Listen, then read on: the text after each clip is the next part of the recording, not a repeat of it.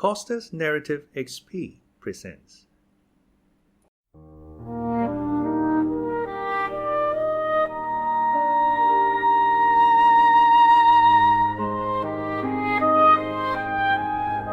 Anne of Green Gables by Lucy Maud Montgomery.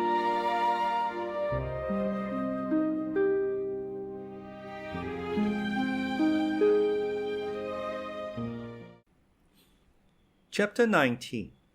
A concert, a catastrophe, and a confession. Marilla, can I go over to see Diana just for a minute? Asked Anne, running breathlessly down from the east gable one February evening. I don't see why you want to be traipsing about after dark 4, said Marilla shortly. You and Diana walked home from school together and then stood down there in the snow for half an hour more. Your tongue's going the whole blessed time, clickety-clack, so I don't think you're very badly off to see her again. But she wants to see me, pleaded Anne. She has something very important to tell me. How do you know she has? Because she just signaled to me from her window. We have arranged a way to signal with our candles and cardboard. We set the candle on the window sill and make flashes by passing the cardboard back and forth. So many flashes mean a certain thing. It was my idea, Marilla. I'll warrant you it was, said Marilla emphatically. And the next thing you'll be setting fire to the curtains with your signaling nonsense. Oh, we're very careful, Marilla, and it's so interesting. 2 flashes mean, are you there? 3 mean, yes, and 4, no.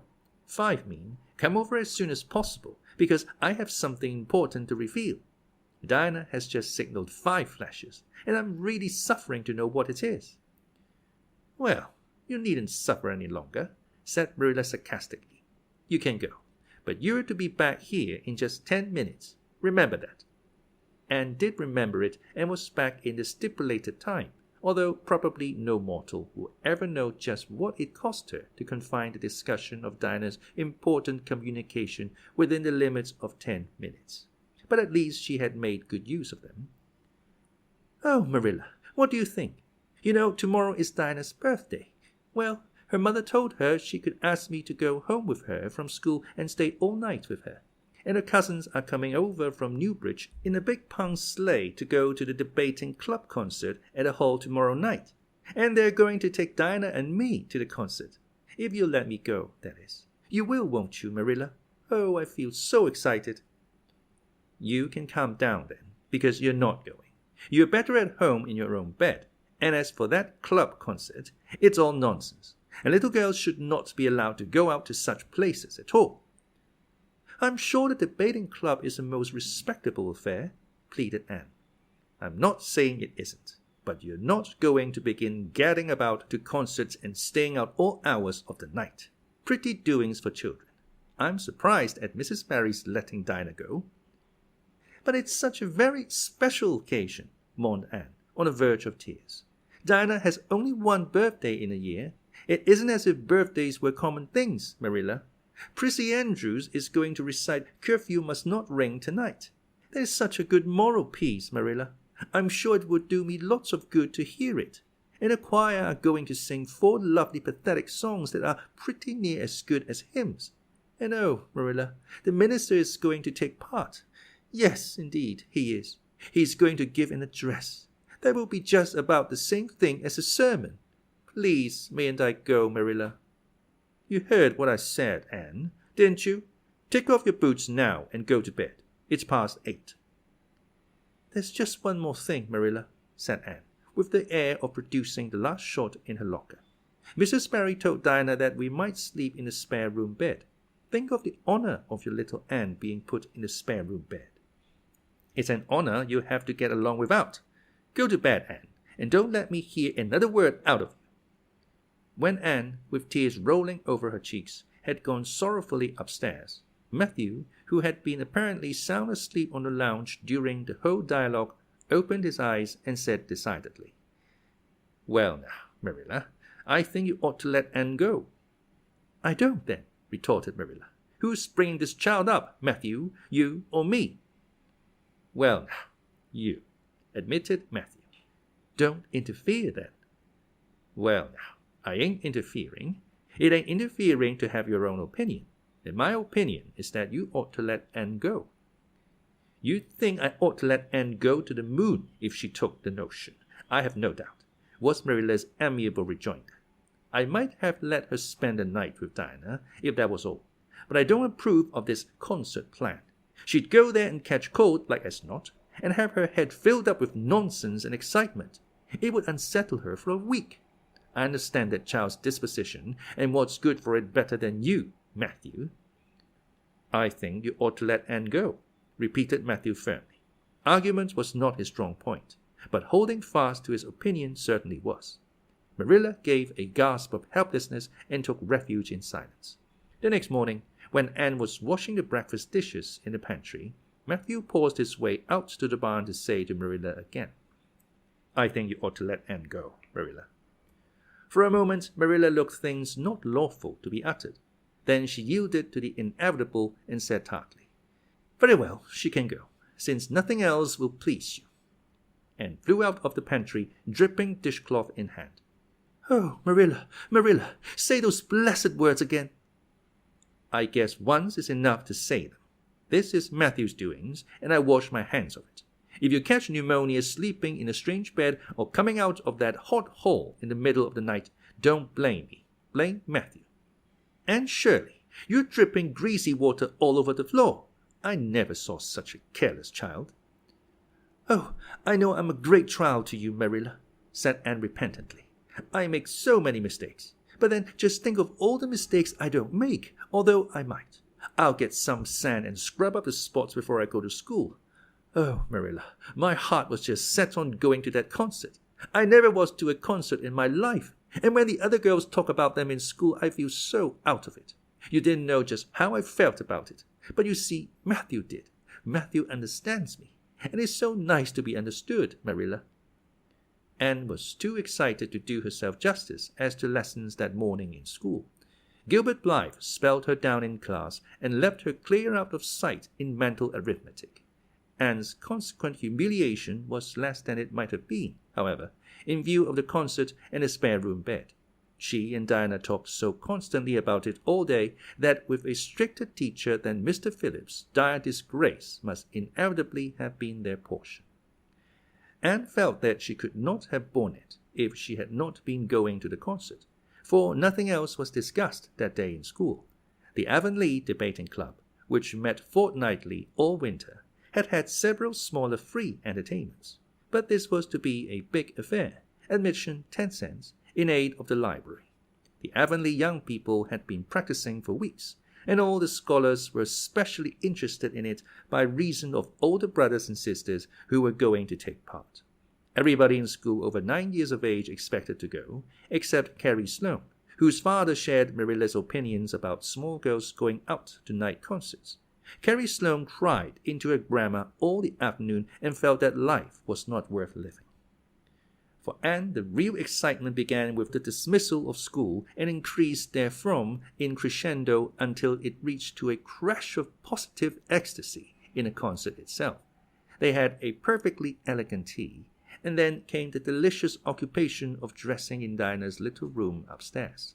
Diana did Anne's front hair in the new pompadour style, and Anne tied Diana's bows with the especial knack she possessed, and they experimented with at least half a dozen different ways of arranging their back hair. At last they were ready, cheeks scarlet and eyes glowing with excitement. True, Anne could not help a little pang when she contrasted her plain black tam and shapeless, tight-sleeved, homemade grey cloth coat with Diana's jaunty fur cap and smart little jacket. But she remembered in time that she had an imagination and could use it. Then Diana's cousins, the Murrays from Newbridge, came. They all crowded into the big pung sleigh among straw and fairy ropes, and revelled in the drive to the hall, slipping along over the satin-smooth roads with the snow crisping under the runners.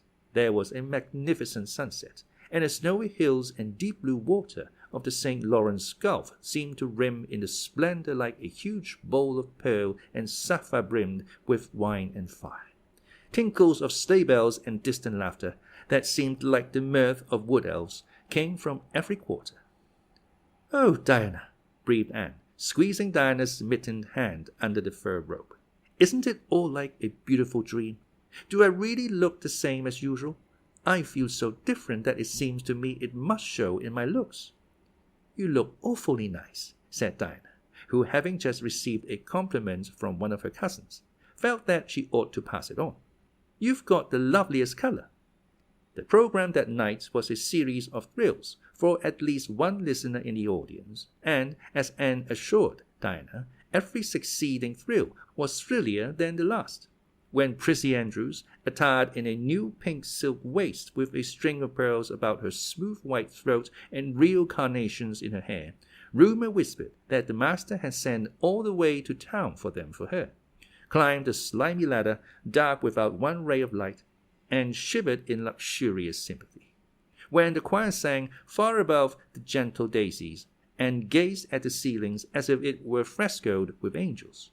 When Sam Sloane proceeded to explain and illustrate how Sockery set a hen, and laughed until people sitting near her laughed too, more out of sympathy with her than with amusement at a selection that was rather threadbare even in Avonlea. And when Mr. Phillips gave Mark Antony's oration over the dead body of Caesar in the most heart-stirring tones, looking at Prissy Andrews at the end of every sentence, Anne felt that she could rise and mutiny on the spot if but one Roman citizen led the way. Only one number on the program failed to interest her. When Gilbert Blythe recited Bingen on the Rhine, Anne picked up Rhoda Murray's library book and read it until he had finished, when she sat rigidly stiff and motionless while Diana clapped her hands until they tingled. It was 11 when they got home, sated with dissipation, but with the exceeding sweet pleasure of talking it all over still to come. Everybody seemed asleep, and the house was dark and silent. Anne and Diana tiptoed into the parlor, a long narrow room out of which the spare room opened. It was pleasantly warm and dimly lighted by the embers of a fire in the grate. "Let's undress here," said Diana. "It's so nice and warm." "Hasn't it been a delightful time?" sighed Anne rapturously. "It must be splendid to get up and recite there. Do you suppose we will ever be asked to do it, Diana?" "Yes, of course, some day. They're always wanting the big scholars to recite. Gilbert Blythe does often, and he's only 2 years older than us. Oh, Anne, how could you pretend not to listen to him when he came to the line, 'There's another, not a sister'? He looked right down at you." "Diana," said Anne with dignity, "you are my bosom friend, but I cannot allow even you to speak to me of that person. Are you ready for bed? Let's run a race and see who'll get to the bed first." The suggestion appealed to Diana. The 2 little white-clad figures flew down the long room, through the spare room door, and bounded on the bed at the same moment. And then something moved beneath them. There was a gasp and a cry, and somebody said in muffled accents, "Merciful goodness!" Anne and Diana were never able to tell just how they got off that bed and out of the room. They only knew that after one frantic rush, they found themselves tiptoeing shiveringly upstairs. "Oh, who was it? What was it?" whispered Anne, her teeth chattering with cold and fright.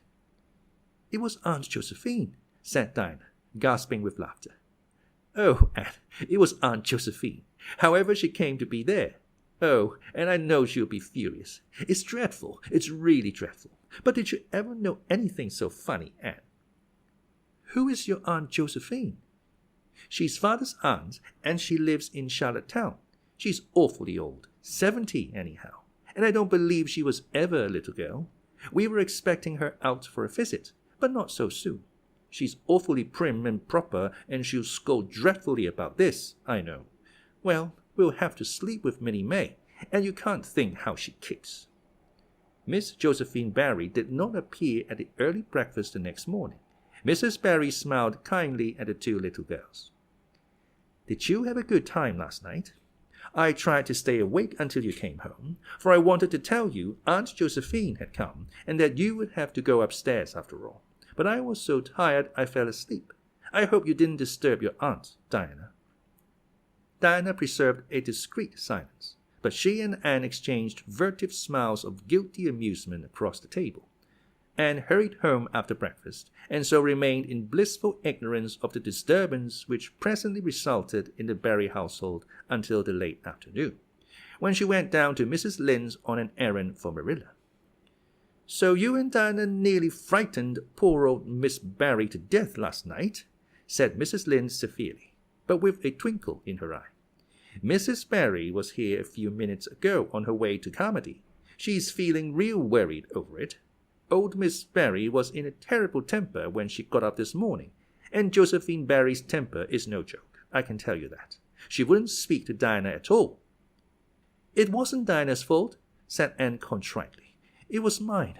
I suggested racing to see who would get into bed first." "I knew it," said Mrs. Lynde, with the exultation of a correct guesser. "I knew that idea came out of your head. Well, it's made a nice lot of trouble, that's what. Old Miss Barry came out to stay for a month, but she declares she won't stay another day and is going right back to town tomorrow, Sunday and all as it is. She'd have gone today if they could have taken her. She had promised to pay for a quarter's music lessons for Diana, but now she's determined to do nothing at all for such a tomboy. Oh, I guess they had a lively time of it there this morning. The Barrys must feel cut up. Old Miss Barry is rich, and they'd like to keep on the good side of her. Of course, Mrs. Barry didn't just say that to me, but I'm a pretty good judge of human nature, that's what." "I'm such an unlucky girl," mourned Anne. "I'm always getting into scrapes myself and getting my best friends, people I'd shed my heart's blood for, into them too. Can you tell me why it is so, Mrs. Lynde?" "It is because you're too heedless and impulsive, child, that's what. You never stop to think. Whatever comes into your head to say or do, you say or do it without a moment's reflection." "Oh, but that's the best of it," protested Anne. "Something just flashes into your mind, so exciting, and you must out with it. If you stop to think it over, you spoil it all. Haven't you never felt that yourself, Mrs. Lynde?" No, Mrs. Lynde had not. She shook her head sagely. "You must learn to think a little, Anne, that's what. The proverb you need to go by is, 'Look before you leap,' especially into spare-room beds." Mrs. Lynde laughed comfortably over her mild joke, but Anne remained pensive. She saw nothing to laugh at in the situation, which to her eyes appeared very serious. When she left Mrs. Lynde's, she took her way across the crusted fields to Orchard Slope. Diana met her at the kitchen door. "Your Aunt Josephine was very cross about it, wasn't she?" whispered Anne. "Yes," answered Diana, stifling a giggle with an apprehensive glance over her shoulder at the closed sitting-room door. "She was fairly dancing with rage, Anne. Oh, how she scolded. She said I was the worst-behaved girl she ever saw and that my parents ought to be ashamed of the way they had brought me up. She says she won't stay, and I'm sure I don't care. But father and mother do." "Why didn't you tell them it was my fault?" demanded Anne. "It's likely I'd do such a thing, isn't it?" said Diana with just scorn. "I'm no tell-tale, Aunt Shirley, and anyhow I was just as much to blame as you." "Well, I'm going in to tell her myself," said Anne resolutely. Diana stared. "Aunt Shirley, you'd never.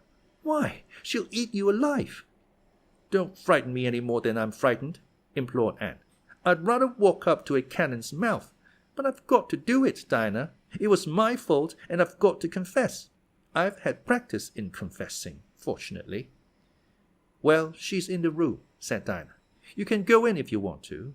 I wouldn't dare. And I don't believe you'd do a bit of good." With this encouragement, Anne bearded the lion in its den. That is to say, walked resolutely up to the sitting-room door and knocked faintly. A sharp "Come in" followed.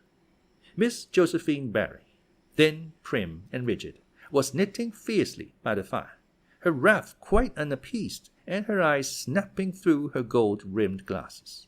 She wheeled around in her chair, expecting to see Diana, and beheld a white-faced girl whose great eyes were brimmed up with a mixture of desperate courage and shrinking terror. "Who are you?" demanded Miss Josephine Barry, without ceremony. "I'm Anne of Green Gables," said the small visitor tremulously, clasping her hands with her characteristic gesture. "And I've come to confess, if you please." "Confess what?" that it was all my fault about jumping into bed on you last night. I suggested it. Diana would never have thought of such a thing, I'm sure. Diana is a very ladylike girl, Miss Mary, so you must see how unjust it is to blame her." "Oh, I must, hey? I rather think Diana did her share of the jumping at least. Such carryings on in a respectable house." "But we were only in fun," persisted Anne. "I think you ought to forgive us, Miss Mary, now that we've apologized. And anyhow, please forgive Diana and let her have her music lessons. Diana's heart is set on her music lessons, Miss Mary, and I know too well what it is to set your heart on a thing and not get it. If you must be cross with anyone, be cross with me. I've been so used in my early days to having people cross at me that I can endure it much better than Diana can." Much of the snap had gone out of the old lady's eyes by this time and was replaced by a twinkle of amused interest, but she still said severely, "I don't think it is any excuse for you that you were only in fun. Little girls never indulged in that kind of fun when I was young. You don't know what it is to be awakened out of a sound sleep after a long and arduous journey by two great girls coming bounce down on you." "I don't know, but I can imagine," said Anne eagerly. "I'm sure it must have been very disturbing. But then, there is our side of it too. Have you any imagination, Miss Mary? If you have, just put yourself in our place. We didn't know there was anybody in that bed, and you nearly scared us to death. It was simply awful the way we felt. And then we couldn't sleep in the spare room after being promised. I suppose you are used to sleeping in spare rooms, but just imagine what you would feel like if you were a little orphan girl who had never had such an honor." All the snap had gone by this time. Miss Mary actually laughed, a sound which caused Diana, waiting in speechless anxiety in the kitchen outside, to give a great gasp of relief. "I'm afraid my imagination is a little rusty. It's so long since I used it," she said. "I dare say your claim to sympathy is just as strong as mine. It all depends on the way we look at it. Sit down here and tell me about yourself." "I'm very sorry I can't," said Anne firmly. "I would like to, because you seem like an interesting lady, and you might even be a kindred spirit, although you don't look very much like it. But it is my duty to go home to Miss Marilla Cuthbert. Miss Marilla Cuthbert is a very kind lady who has taken me to bring up properly. She is doing her best, but it is very discouraging work. You must not blame her because I jumped on the bed. But before I go, I do wish you would tell me if you would forgive Diana and stay just as long as you meant to in Avonlea."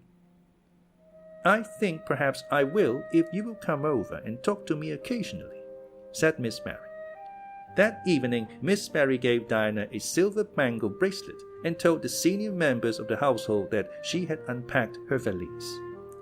"I've made up my mind to stay simply for the sake of getting better acquainted with that Anne girl," she said frankly. "She amuses me, and at my time of life an amusing person is a rarity." Marilla's only comment when she heard the story was, "I told you so." This was for Matthew's benefit. Miss Mary stayed her month out and over. She was a more agreeable guest than usual, for Anne kept her in good humor. They became firm friends. When Miss Mary went away, she said, "Remember, you Anne girl, when you come to town, you're to visit me, and I'll put you in my very sparest spare room bed to sleep." Miss Mary was a kindred spirit after all, Anne confided to Marilla. "You wouldn't think so to look at her, but she is. You don't find it right out at first, as in Matthew's case, but after a while you come to see it. Kindred spirits are not so scarce as I used to think. It's splendid to find out there are so many of them in the world."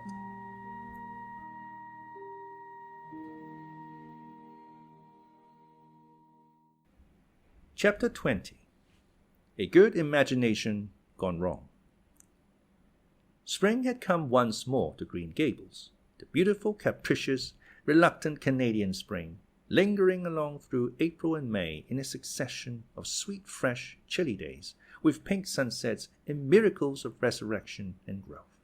The maples in Lover's Lane were red-budded, and little curly ferns pushed up around the dryad's bubble. Away up in the barrens, behind Mr. Silas Sloane's place, the mayflowers blossomed out, pink and white stars of sweetness under their brown leaves. All the schoolgirls and boys had one golden afternoon gathering, though, coming home in the clear, echoing twilight with arms and baskets full of flowery spoil. "I'm so sorry for people who live in lands where there are no Mayflowers," said Anne. "Diana says perhaps they have something better, but there couldn't be anything better than Mayflowers, could there, Marilla? And Diana says if they don't know what they are like, they don't miss them. But I think that is the saddest thing of all. I think it would be tragic, Marilla, not to know what Mayflowers are like and not to miss them. Do you know what I think Mayflowers are, Marilla? I think they must be the souls of the flowers that died last summer, and this is their heaven. But we had a splendid time today, Marilla. We had our lunch down in the big mossy hollow by an old well. Such a romantic spot. Charlie Sloane dared Artie Gillis to jump over it, and Artie did because he wouldn't take a dare. Nobody would in school. It is very fashionable to dare. Mr. Phillips gave all the Mayflowers he found to Prissy Andrews, and I heard him to say sweets to the sweet.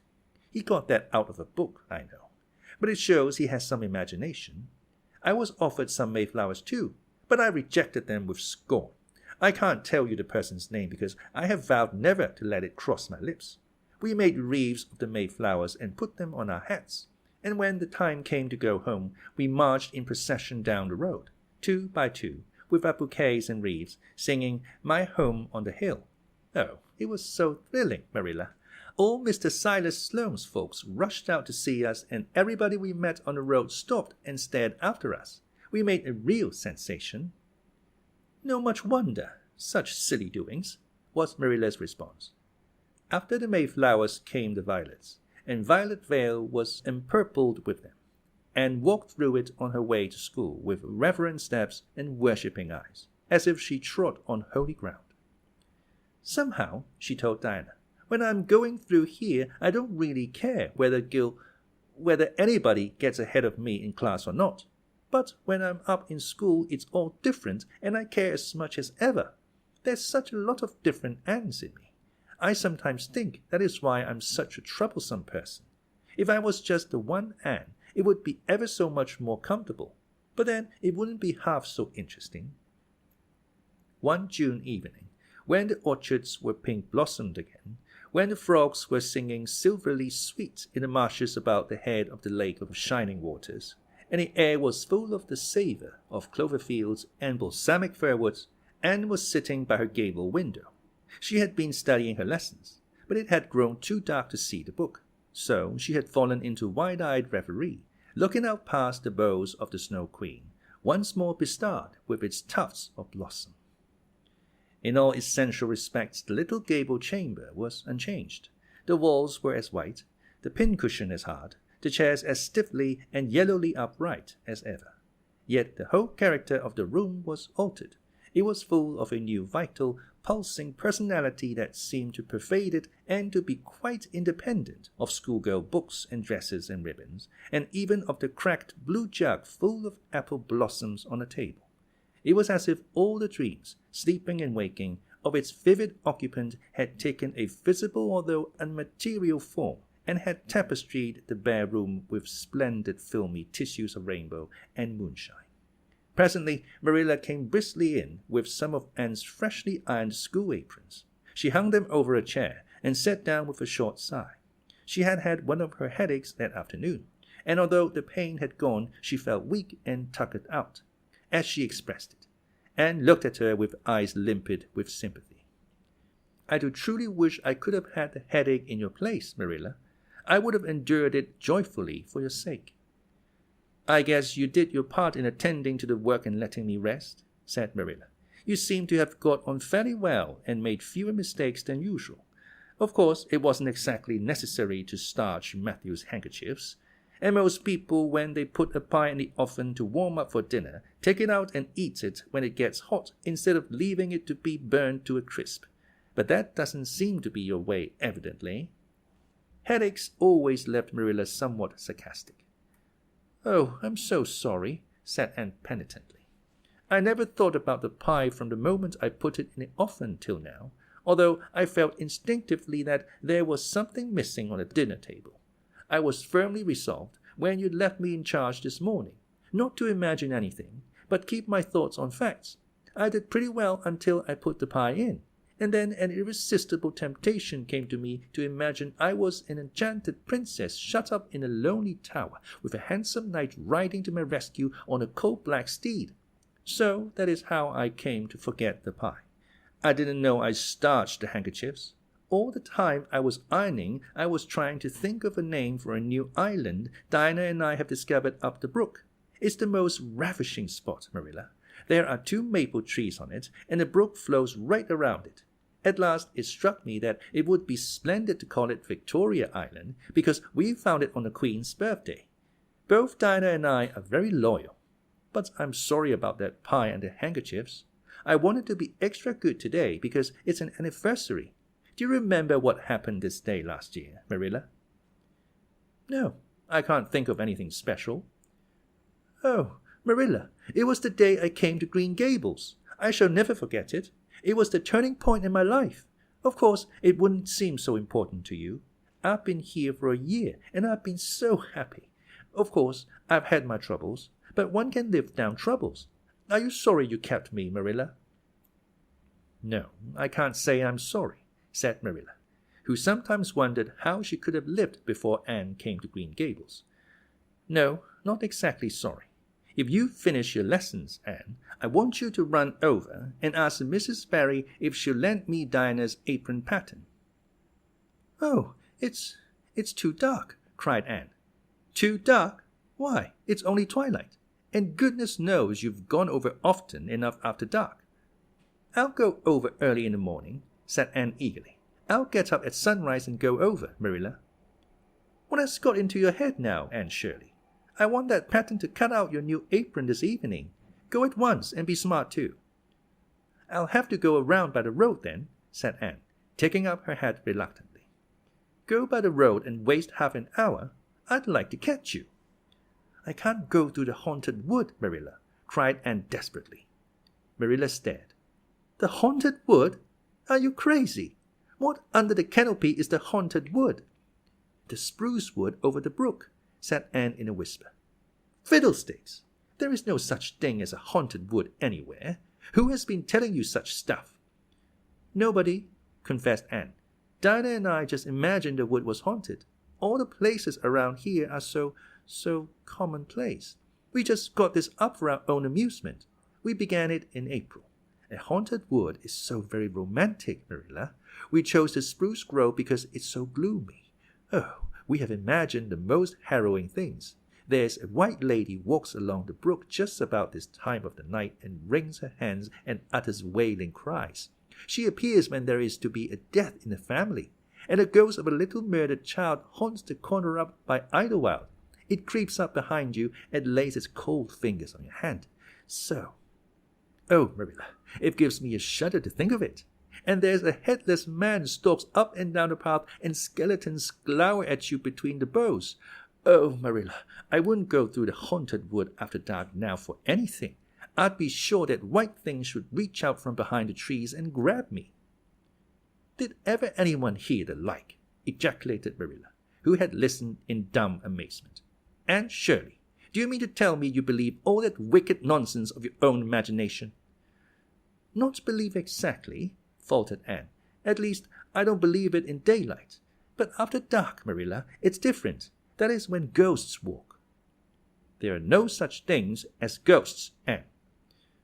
Oh, but there are, Marilla, cried Anne eagerly. I know people who have seen them, and they are respectable people. Charlie Sloane says that his grandmother saw his grandfather driving home the cows one night after he'd been buried for a year. You know Charlie Sloane's grandmother won't tell a story for anything. She's a very religious woman. And Mrs. Thomas' father was pursued home one night by a lamb of fire with its head cut off hanging by a strip of skin. He said he knew it was the spirit of his brother and that it was a warning he would die within 9 days. He didn't, but he died 2 years after. So you see, it was really true. And Ruby Gillis says, Anne Shirley, interrupted Marilla firmly, I never want to hear you talking in this fashion again. I've had my doubts about that imagination of yours right along, and if this is going to be the outcome of it, I won't countenance any such doings.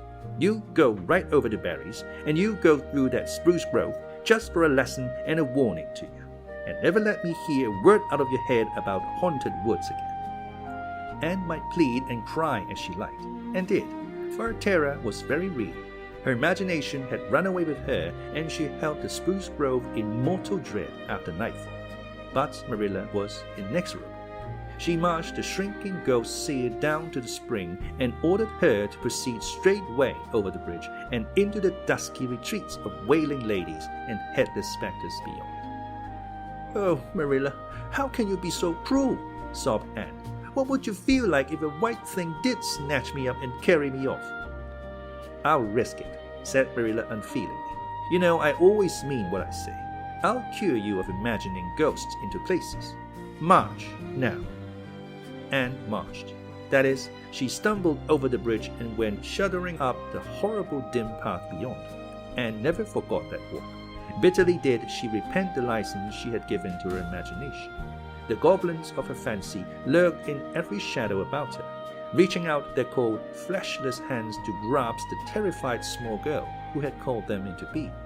A white strip of birch bark blowing up from the hollow over the brown floor of the grove made her heart stand still. The long-drawn wail of two old bows rubbing against each other brought out the perspiration in beads on her forehead. The swoop of bats in the darkness over her was as the wings of unearthly creatures. When she reached Mr. William Bell's field, she fled across it as if pursued by an army of white things, and arrived at the Barry kitchen door so out of breath that she could hardly gasp out her request for the apron pattern. Diana was away so that she had no excuse to linger.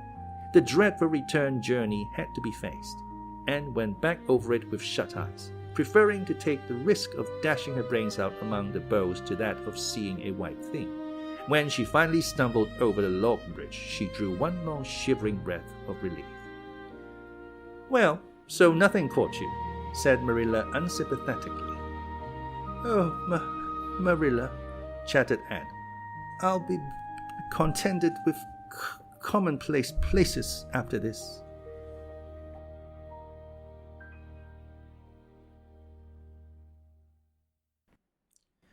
Chapter 21. A New Departure in Flavorings. "Dear me, there's nothing but meetings and partings in this world, as Mrs. Lynde says," remarked Anne plaintively, putting her slate and books down on the kitchen table on the last day of June and wiping her red eyes with a very damp handkerchief. "Wasn't it fortunate, Marilla, that I took an extra handkerchief to school today? I had a presentiment that it would be needed." "I never thought you were so fond of Mr. Phillips that you'd require 2 handkerchiefs to dry your tears just because he was going away," said Marilla. "I don't think I was crying because I was really so very fond of him," reflected Anne. "I just cried because all the others did. It was Ruby Gillis started it. Ruby Gillis has always declared she hated Mr. Phillips, but just as soon as he got up to make his farewell speech, she burst into tears. Then all the girls began to cry, one after the other.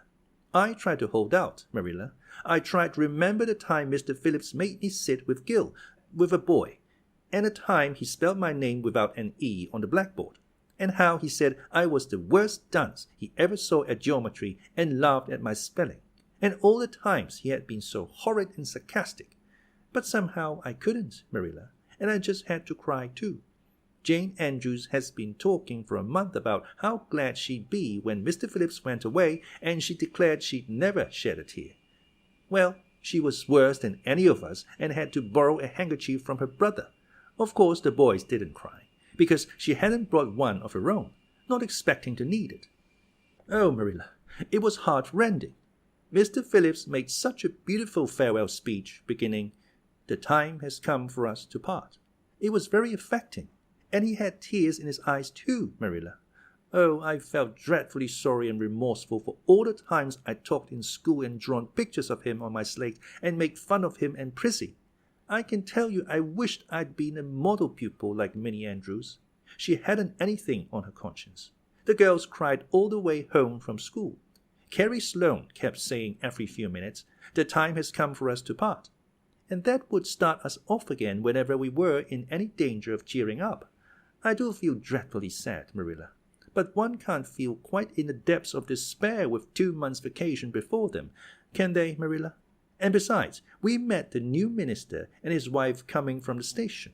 For all I was feeling so bad about Mr. Phillips going away, I couldn't help taking a little interest in a new minister, could I? His wife is very pretty. Not exactly regally lovely, of course. It wouldn't do, I suppose, for a minister to have a regally lovely wife, because it might set a bad example. Mrs. Lynde says the minister's wife over at Newbridge sets a very bad example because she dresses so fashionably. Our new minister's wife was dressed in blue muslin with lovely puff sleeves and a hat trimmed with roses. Jane Andrews said she thought puff sleeves were too worldly for a minister's wife. But I didn't make any such uncharitable remark, Marilla, because I know what it is to long for puffed sleeves. Besides, she's only been a minister's wife for a little while, so one should make allowances, shouldn't they? They are going to board with Mrs. Lynde until the manse is ready.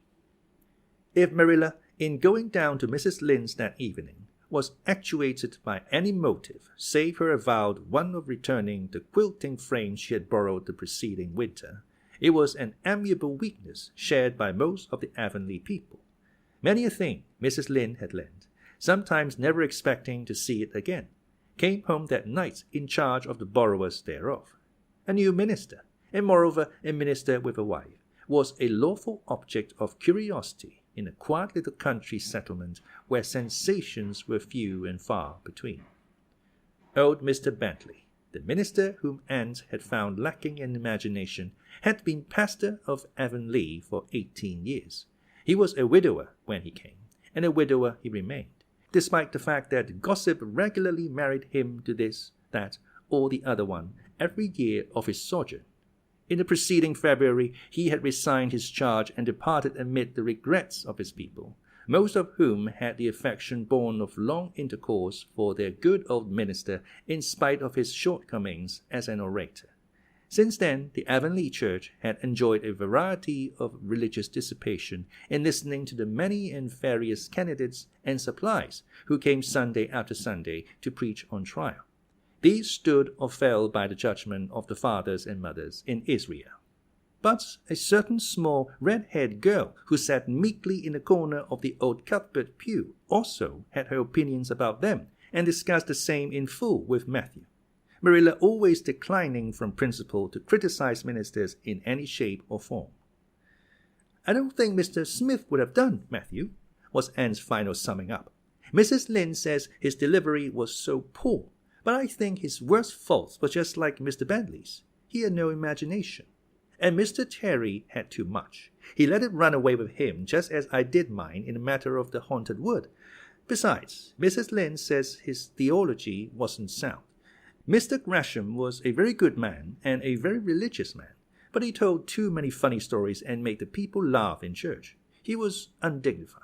And you must have some dignity about a minister, mustn't you, Matthew?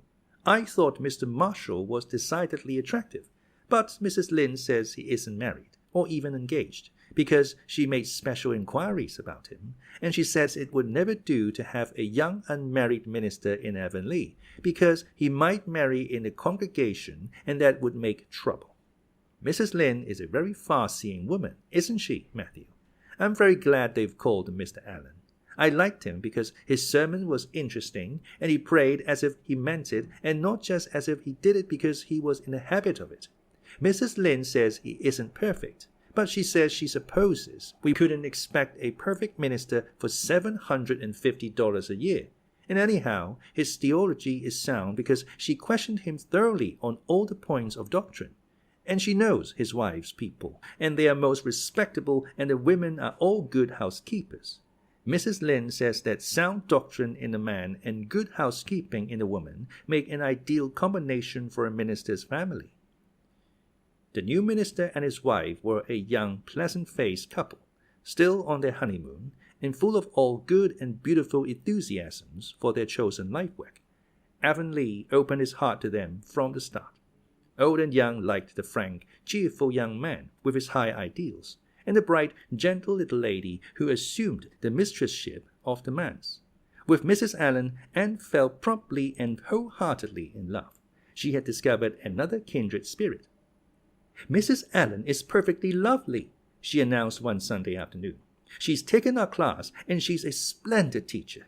She said right away we didn't think it was fair for the teacher to ask all the questions. And you know, Marilla, that is exactly what I've always thought. She said we could ask her any question we liked, and I asked ever so many. I'm good at asking questions, Marilla." "I believe you," was Marilla's emphatic comment. "Nobody else asked any except Ruby Gillis, and she asked if there was to be a Sunday school picnic this summer. I didn't think that was a very proper question to ask because it hadn't any connection with the lesson. The lesson was about Daniel in the lion's den. But Mrs. Allan just smiled and said she thought there would be. Mrs. Allan has a lovely smile. She has such exquisite dimples in her cheeks. I wish I had dimples in my cheeks, Marilla. I'm not half so skinny as I was when I came here, but I have no dimples yet. If I had, perhaps I could influence people for good. Mrs. Allan said we ought always to try to influence other people for good. She talked so nice about everything. I never knew before that religion was such a cheerful thing. I always thought it was kind of melancholy. But Mrs. Allan isn't, and I'd like to be a Christian if I could be one like her. I wouldn't want to be one like Mr. Superintendent Bell." "It's very naughty of you to speak so about Mr. Bell," said Marilla severely. "Mr. Bell is a real good man." "Oh, of course he's good," agreed Anne, "but he doesn't seem to get any comfort out of it. If I could be good, I'd dance and sing all day because I was glad of it. I suppose Mrs. Allan is too old to dance and sing, and of course it wouldn't be dignified in a minister's wife. But I can just feel she's glad she's a Christian, and that she'd be one even if she could get to heaven without it." "I suppose we must have Mr. and Mrs. Allan up to tea some day soon," said Marilla reflectively. "They've been most everywhere but here. Let me see. Next Wednesday would be a good time to have them. But don't say a word to Matthew about it. For if he knew they were coming, he'd find some excuse to be away that day. He'd got so used to Mr. Bentley he didn't mind him, but he's going to find it hard to get acquainted with a new minister, and a new minister's wife will frighten him to death." "I'll be as secret as the dead," assured Anne. "But oh, Marilla, will you let me make a cake for the occasion? I'd love to do something for Mrs. Allan, and you know I can make a pretty good cake by this time." "You can make a layer cake," promised Marilla. Monday and Tuesday great preparations went on at Green Gables. Having the minister and his wife to tea was a serious and important undertaking, and Marilla was determined not to be eclipsed by any of the Avonlea housekeepers. Anne was wild with excitement and delight. She talked it all over with Diana Tuesday night in the twilight, as they sat on the big red stones by the Dryad's bubble and made rainbows in the water with little twigs dipped in fir balsam. "Everything is ready, Diana, except my cake which I'm to make in the morning, and the baking powder biscuits which Marilla will make just before tea time. I assure you, Diana, that Marilla and I have had a busy 2 days of it. It's such a responsibility having a minister's family to tea. I never went through such an experience before. You should just see our pantry. It's a sight to behold. We're going to have jelly chicken and cold tongue.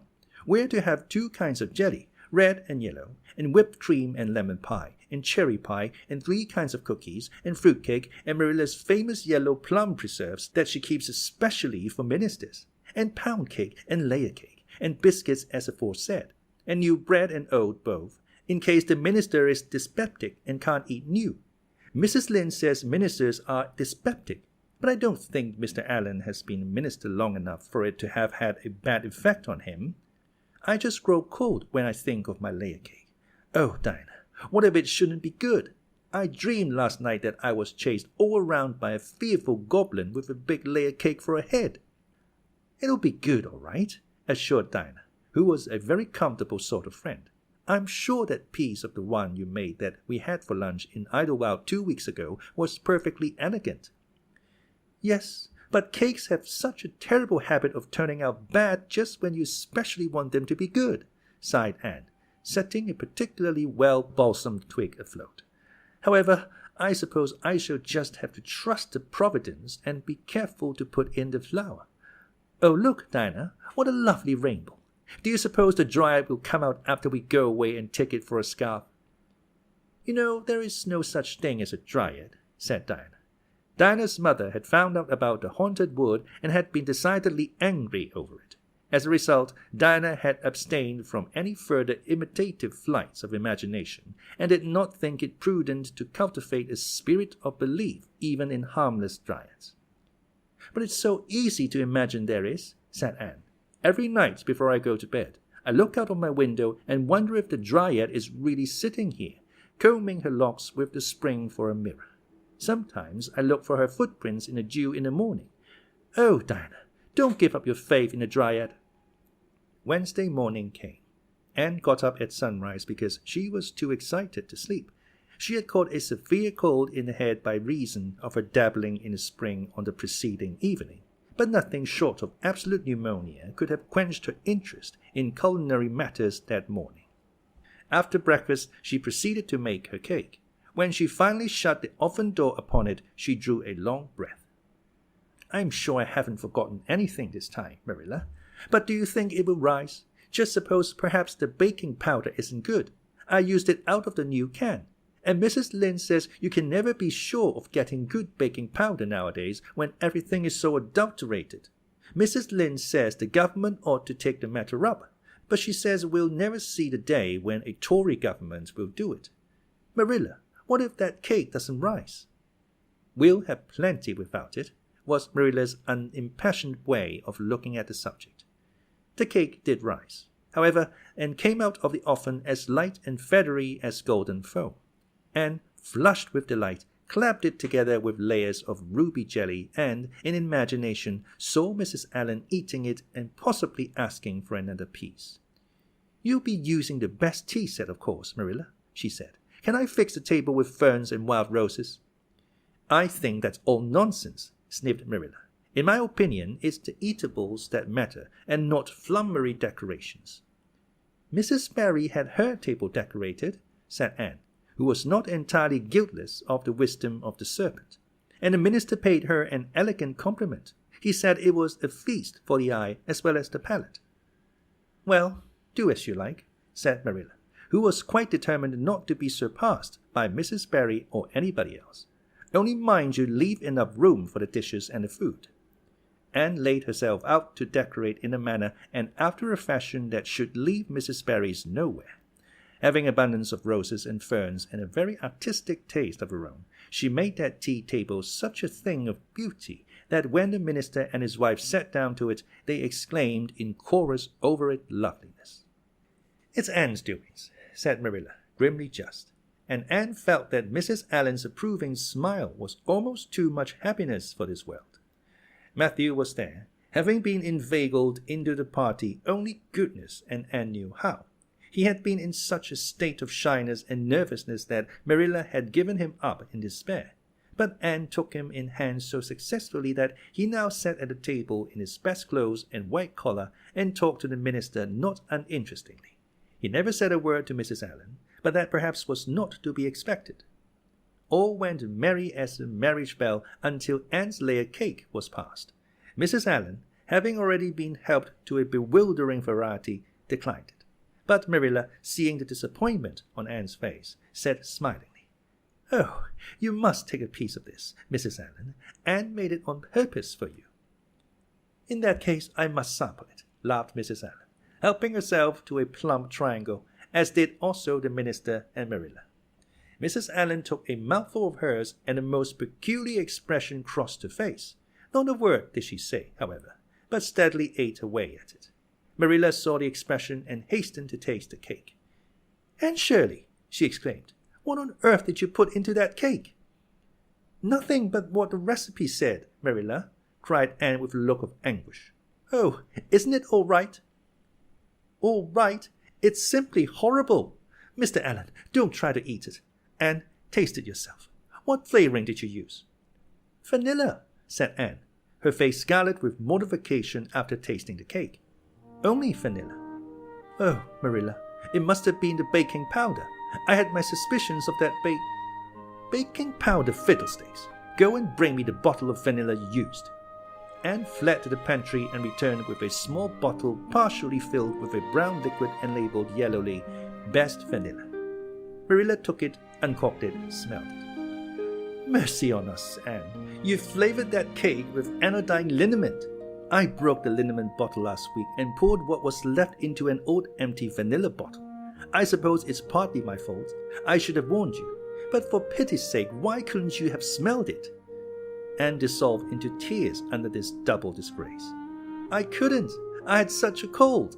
And with this she fairly fled to the gable chamber, where she cast herself on the bed and wept as one who refuses to be comforted. Presently, a light step sounded on the stairs, and somebody entered the room. "Oh, Marilla," sobbed Anne, without looking up.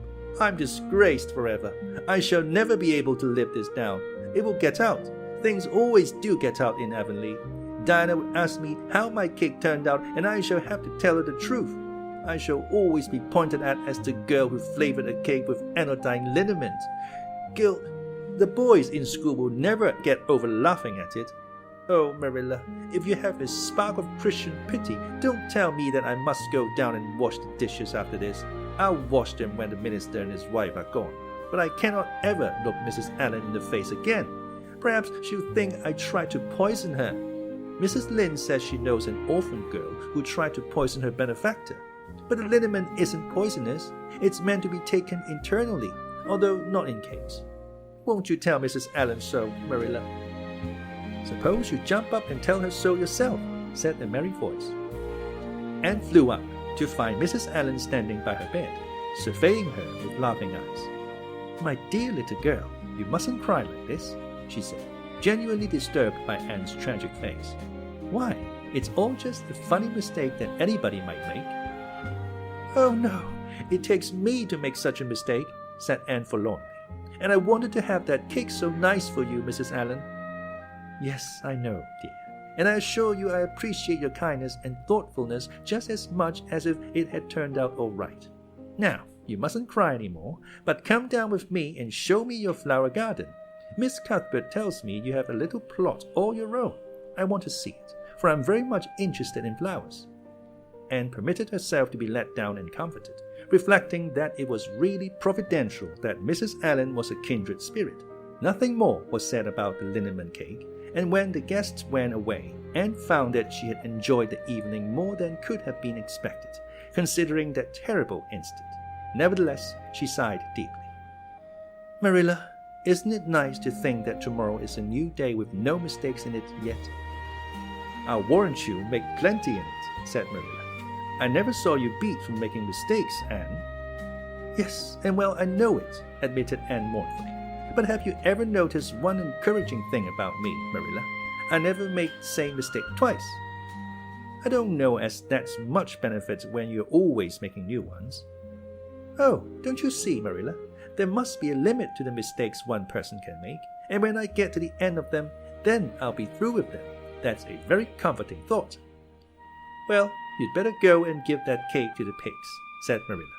"It isn't fit for any human to eat, not even Jerry Boot."